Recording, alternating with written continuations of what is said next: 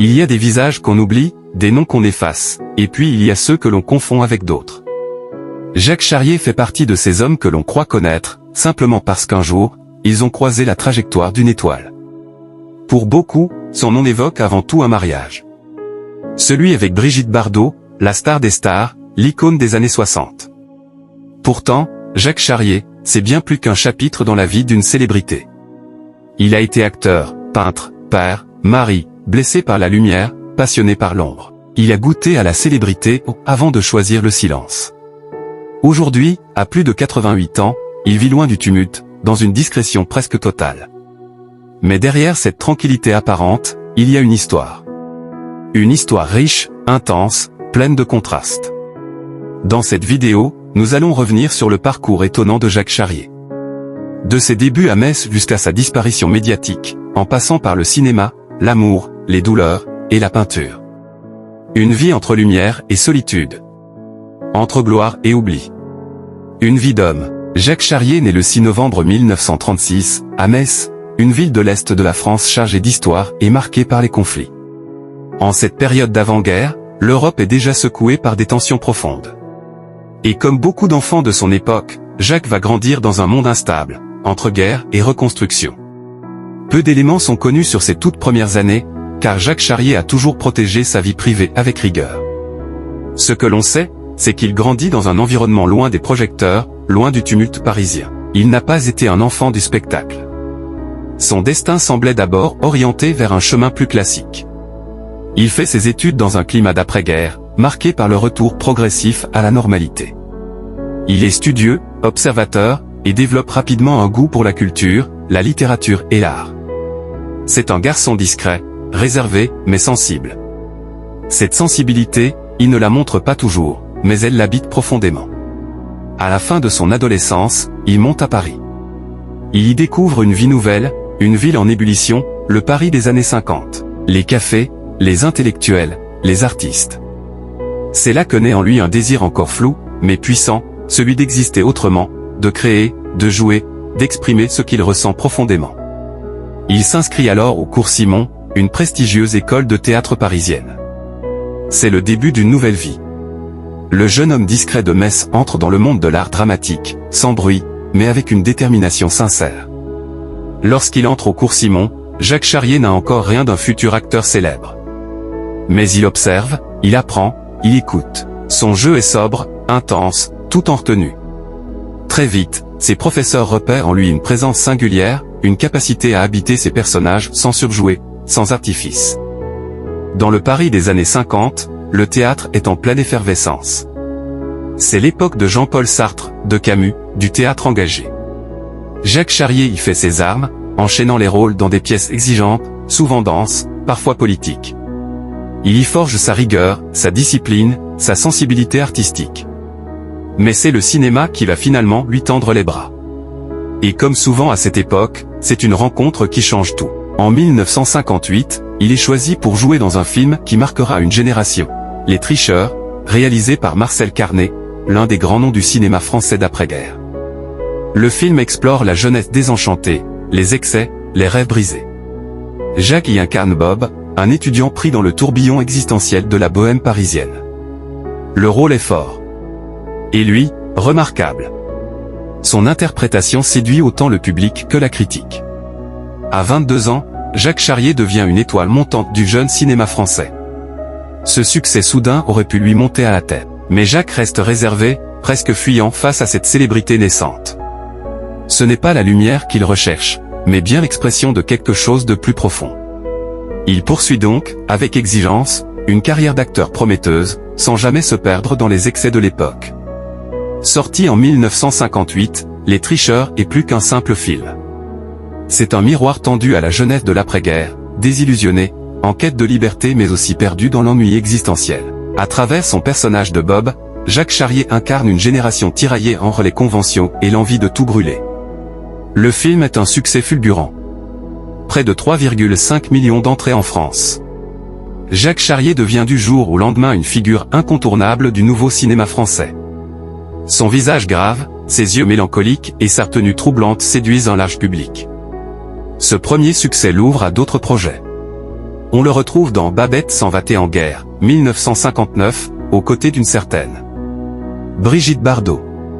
Le destin est déjà en marche. Dans ce film à tonalité comique et romantique, Jacques dévoile une autre facette de son jeu, plus léger, plus accessible, mais toujours maîtrisé. Il enchaîne avec Les Dragueurs, 1959, de Jean-Pierre Mocky, un film audacieux sur la solitude masculine et la superficialité des relations dans la société moderne. Puis viennent Les Garçons, La Française et l'Amour, et d'autres œuvres moins connues mais toujours intéressantes. Jacques ne choisit pas la facilité. Il préfère les rôles complexes, les personnages en crise, les destins en demi-teinte. Il refuse plusieurs propositions commerciales, préférant rester fidèle à une certaine idée du cinéma d'auteur. À cette époque, on le compare parfois à Jean-Louis Trintignant ou à Maurice Ronet. Il fait partie de cette génération d'acteurs à la fois romantiques et tourmentés, que l'on sent toujours sur le fil, jamais vraiment à l'aise dans la lumière mais fascinant à l'écran. Le cinéma lui tend les bras, les critiques sont élogieuses, les producteurs veulent le faire tourner. Et pourtant, quelque chose semble déjà le freiner. Une forme de pudeur intérieure, ou peut-être une conscience aiguë du prix à payer pour rester au sommet. Sa rencontre avec Brigitte Bardot. 1959, Jacques Charrier a 23 ans. Il est jeune, séduisant, discret, et en pleine ascension dans le cinéma français. De l'autre côté, Brigitte Bardot est déjà une icône. Depuis Et Dieu, créé à la femme, elle est devenue le symbole d'une génération, adulée autant que critiquée. Une femme libre, provocante, insaisissable. Leur première rencontre se fait sur le tournage du film Babette s'en va-t-elle en guerre. Elle joue l'héroïne, lui, le jeune officier qui la côtoie à l'écran. Mais très vite, la fiction cède la place à la réalité. Une attirance naît. Intense. Magnétique. À l'époque, les journalistes flairent quelque chose, mais Jacques et Brigitte tentent de préserver leur bulle. Lui, profondément pudique, n'est pas à l'aise avec les photographes, les rumeurs, la presse à scandale. Elle, habituée au projecteur, essaie de le protéger, mais sa célébrité dépasse tout. En dehors des plateaux, ils se retrouvent, s'aiment, se découvrent. Brigitte, qui a déjà connu des relations tumultueuses, semble apaisée par cet homme réservé, doux, presque à contre-courant du monde qui l'entoure. Très vite, la relation prend une tournure sérieuse. Les deux jeunes stars sont amoureux, mais pour Jacques, l'idylle a un goût étrange. Il aime Brigitte, sans aucun doute. Mais il sent aussi que ce couple va le projeter bien au-delà du cinéma, dans une vie publique dont il n'a jamais rêvé. Et pourtant, il ne recule pas. Il avance avec elle, porté par la passion. Malgré les projecteurs, malgré l'effervescence médiatique. Il décide de se marier. Pour Jacques, ce n'est pas une stratégie.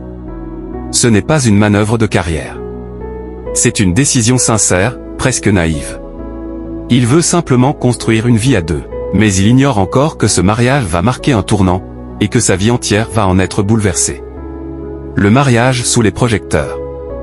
Le 18 juin 1959, Jacques Charrier et Brigitte Bardot se disent oui à Louvciennes, dans les Yvelines. Un petit village tranquille, mais ce jour-là, c'est l'agitation d'un événement mondial. La nouvelle fait la une de tous les journaux, de Paris Match au New York Times. Des centaines de photographes se bousculent aux abords de la mairie. Des caméras venues de toute l'Europe filment chaque geste, chaque sourire, chaque regard. Ce n'est plus un mariage, c'est un véritable spectacle médiatique. Jacques, fidèle à lui-même, est mal à l'aise. Il n'a jamais aimé la lumière pour elle-même. Il est là pour elle, pour Brigitte, par amour. Mais il sent déjà que cette exposition va lui coûter cher. Car ce mariage n'est pas seulement l'union de deux personnes, c'est aussi une fusion entre une star planétaire et un homme qui voulait simplement être acteur. Brigitte Bardot, elle, est radieuse. Elle veut croire en cet amour. Elle veut se poser, avoir une vie normale. Et Jacques, avec sa douceur, son calme, sa stabilité, semble être l'homme idéal pour la sortir du tumulte. Pendant un moment, leur couple fonctionne. Ils se soutiennent, s'aiment, tentent de bâtir quelque chose de solide au milieu du chaos.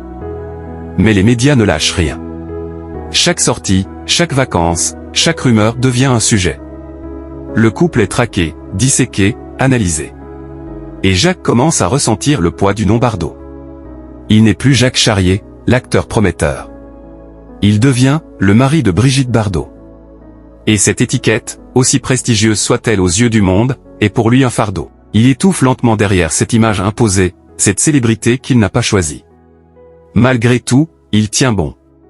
Il continue à tourner, à peindre, à rêver d'une vie simple. Et Brigitte, elle aussi, tente de préserver leur amour. Mais bientôt, une nouvelle inattendue va bouleverser leur quotidien. Brigitte est enceinte. Le couple s'apprête à accueillir un enfant. Mais loin d'apaiser les tensions, cette naissance à venir va révéler les failles profondes de leur relation. La naissance de leur fils, Nicolas. Le 11 janvier 1960, un événement majeur survient dans la vie de Jacques Charrier et Brigitte Bardot, la naissance de leur fils, Nicolas. Ce bébé est le fruit d'un amour intense, mais aussi un symbole d'un engagement profond. C'est un moment de joie pure pour le couple, un instant d'intimité qui semble les éloigner un peu des yeux du monde. Cependant, très vite, l'intensité des projecteurs se refait sentir. L'arrivée de Nicolas, ce premier enfant, est scrutée sous toutes ses coutures. Chaque apparition de Brigitte avec son bébé devient un sujet de fascination pour la presse. La mère et l'enfant sont photographiés à chaque instant, dans chaque parc, chaque sortie. Ce qui devait être un moment privé devient une nouvelle marée médiatique. Jacques, déjà épuisé par le tourbillon médiatique, ressent encore plus intensément la pression. Il adore son fils, il veut être un père présent, un homme de famille. Mais le spectacle de sa propre vie ne cesse d'être joué en public. En parallèle, Brigitte vit le retour à la maternité comme un moment de réconciliation intérieure, mais aussi un nouveau défi. Elle est heureuse, certes, mais cette maternité, loin d'apaiser les tensions, les aggrave encore. La pression du rôle de mère, de femme, et surtout de Bardot n'est pas aussi facile à gérer qu'elle ne le pensait. Le couple vit ce bonheur de la parentalité, mais la dynamique change.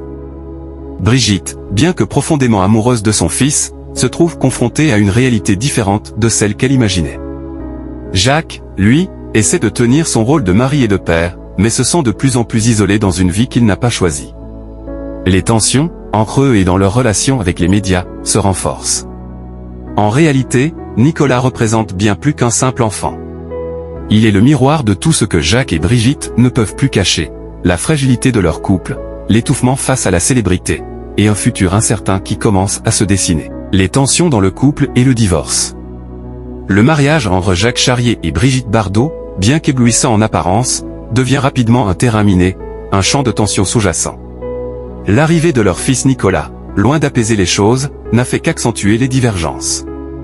Le couple, qui semblait idéal à l'écran, se fissure peu à peu, sous le poids des attentes extérieures et des pressions internes. Brigitte, comme à son habitude, est en proie à ses propres contradictions. La maternité, pourtant source de bonheur, la renvoie à ses limites. Son image publique de diva et de femme libre se heurte à celle de mère et d'épouse. Un rôle qu'elle ne semble pas capable d'endosser pleinement, ou qu'elle rejette même, cherchant toujours à fuir l'image de la femme parfaite. Jacques, de son côté, devient de plus en plus insensible à la lumière médiatique. Il cherche la simplicité, la tranquillité. Son désir de rester à l'écart du monde du spectacle se renforce. Il est désillusionné, fatigué d'être constamment sous les projecteurs, d'être perçu comme un simple mari de Bardot. Les divergences de caractère et de vision de la vie deviennent trop fortes. Jacques veut une vie simple, sans phare, loin des caméras. Brigitte, quant à elle, est submergée par sa célébrité et l'image qu'elle doit incarner. Les désaccords s'accumulent, de même que les moments de solitude dans leur relation. Ce qui était au départ une histoire d'amour fulgurante se transforme en un poids émotionnel. Les rumeurs commencent à circuler. Les photographes saisissent des moments où Brigitte semble distante, où Jacques est absent. Puis, en 1962, tout éclate. Le couple annonce leur séparation, puis leur divorce en 1963. La fin de ce mariage fait la une de la presse. Un mariage qui, en apparence, semblait être l'un des plus glamour de son époque, mais qui, en réalité, cachait une tension de plus en plus insoutenable. Pour Jacques, ce divorce est une épreuve. Il ne veut pas apparaître comme un homme brisé par cette union. Mais la réalité est bien plus complexe. La célébrité de Brigitte, la pression médiatique constante, l'échec de leur relation, tout cela pèse lourd sur ses épaules. Il choisit la discrétion pour sortir de ce tourbillon médiatique. Brigitte, elle, se remet rapidement de cette rupture, poursuivant sa carrière avec la même énergie qu'avant, mais toujours sous l'œil omniprésent des caméras. Après cette séparation, Jacques, désormais plus isolé que jamais, décide de se recentrer sur lui-même. Il met un terme à sa carrière cinématographique pour se consacrer à la peinture. Il se retire, loin du monde du spectacle, trouvant dans l'art un refuge et un moyen d'expression plus personnel. La reconversion en peintre est la vie après Bardot. Après son divorce avec Brigitte Bardot, Jacques Charrier semble prendre une toute nouvelle direction. Le tumulte médiatique et les exigences du monde du cinéma le laissent désormais froid et distant. L'homme qui avait été l'un des acteurs les plus prometteurs du cinéma français se retire peu à peu des plateaux pour se consacrer à une passion qu'il nourrissait depuis longtemps, la peinture. La peinture devient pour Jacques une évasion, un moyen de se retrouver lui-même après les tumultes de sa vie publique. Il se tourne vers ce qu'il appelle son refuge intérieur, un univers à l'abri des projecteurs et des jugements. Ses œuvres sont influencées par sa propre vision du monde, une mélancolie profonde, une simplicité volontaire, et une quête de l'essentiel. Son art est marqué par des tons sombres, des portraits et des paysages qui expriment l'intériorité de l'artiste. Il devient un peintre reconnu, mais dans une discrétion absolue. Jacques n'est pas intéressé par les galeries prestigieuses ni par les vernissages. Il préfère que ses œuvres soient appréciées pour ce qu'elles sont, sans la célébrité qui les accompagne. Il expose timidement, loin des mondanités, dans des lieux plus confidentiels, souvent en privé, et refuse tout retour en arrière vers la vie d'acteur qu'il a laissée derrière lui. Ce renouveau artistique n'est pas seulement une réorientation professionnelle, mais aussi une reconstruction personnelle. Jacques Charrier se réinvente loin des attentes du cinéma et de la célébrité. Il est désormais un homme plus réservé, plus discret, qui trouve son équilibre dans une existence marquée par l'art et les relations humaines simples. En dehors de la peinture, Jacques mène une vie plus sereine. Il se marie à nouveau et connaît une vie de famille plus tranquille. Loin des tabloïds, loin des dramas du cinéma, il se fait désormais très discret sur sa vie personnelle. Il réussit à trouver un certain apaisement dans cet isolement relatif, loin de l'agitation de ses jeunes années. Pourtant, la célébrité de Brigitte Bardot ne le quitte jamais totalement. Même après leur séparation, la figure de Bardot continue de hanter les souvenirs, les discussions, et parfois même les toiles de Jacques. Mais il a fait son choix. La célébrité, l'instantanéité des émotions publiques, ne sont plus pour lui. Il vit désormais dans l'ombre de ce qu'il a été, mais il a appris à en faire une force, une richesse intérieure qu'il transpose sur ses toiles. En tournant le dos au cinéma et en se consacrant à sa passion artistique, Jacques Charrier choisit enfin de vivre pour lui-même, sans les contraintes imposées par le regard extérieur. Le bilan d'une vie est l'héritage de Jacques Charrier.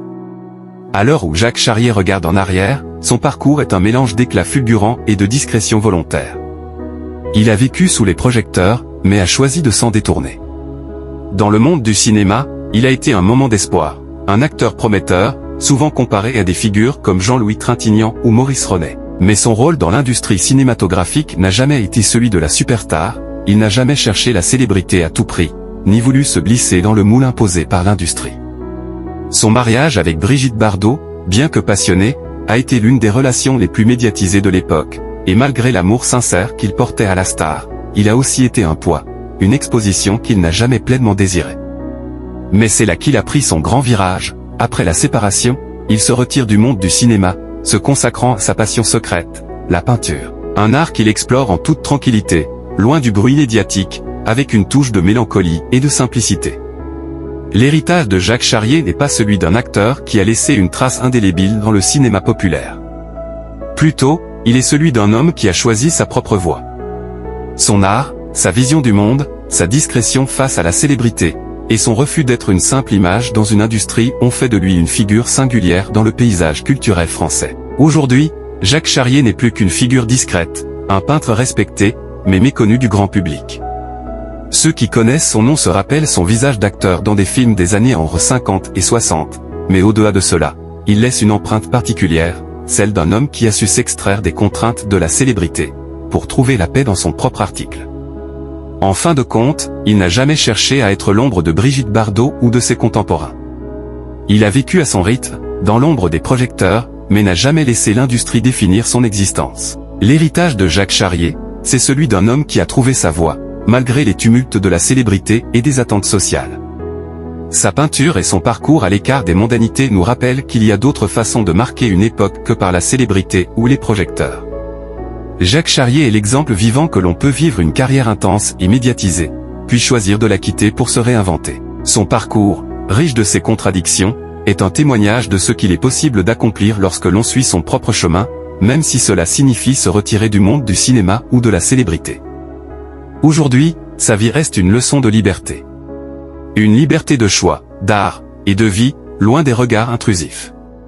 Son nom résonne encore dans les mémoires de ceux qui ont aimé le cinéma français de cette époque, mais aussi parmi ceux qui continuent à admirer son travail artistique, plus discret mais ô combien authentique. N'oubliez pas de vous abonner à la chaîne, d'aimer la vidéo et d'activer la cloche de notification pour ne rien rater car cette chaîne est une radio en ligne. Elle est une source d'informations fiable et disponible 24 heures sur 24 heures.